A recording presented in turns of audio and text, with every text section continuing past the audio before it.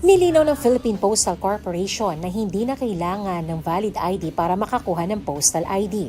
Isinagawa ang paalala upang ituwid ang maling akala ng publiko na kailangan pa ng ibang opisyal na dokumento. Layunin nitong mas mapadali ang pagpapatunay ng pagkakakilanlan ng mga Pilipinong kukuha pa lamang ng unang opisyal na ID.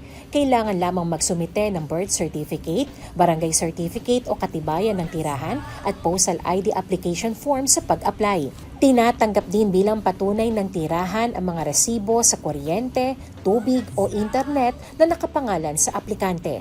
Dahil dito, mas mabilis at mas madali nang nakakakuha ng opisyal na dokumento ang mga residente sa bansa. Kabilang sa mga nakinabang ang estudyanteng si Eril Nicolas mula sa Wesleyan University, Philippines para sa kanyang mga kinakailangang papeles. Gagamitin niya ang nasabing card para sa pagkuha ng kanyang board exam at lisensya sa pagmamaneho.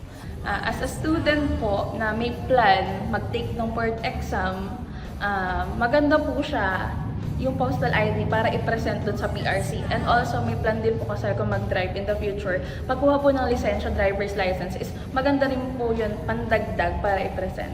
Ayon sa kanya, malaking tulong ang mabilis sa proseso at ang Rush ID service sa Santa Rosa, Nueva Ecija.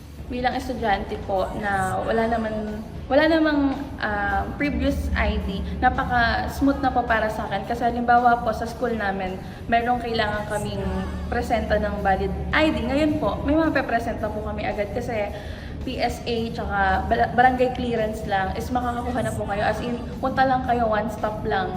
Ito po yung una. Actually, ngayon ko lang po siya kinuha din. Sabi sa akin, almost 5 days lang i-wait ko. Kaya po, nagulat ako kasi yung ibang mga review po before is sinasabi nila na 2 weeks yan, matagal yan. Inaasahang malaking tulong ang panuntunang ito sa mga estudyante, job seekers, senior citizens at iba pang mamamayan. Magagamit ang nasabing dokumento sa pagbubukas ng bank account, pag-apply ng pasaporte at iba pang opisyal na transaksyon. Shane Tolentino para sa Balitang Unang Sigaw.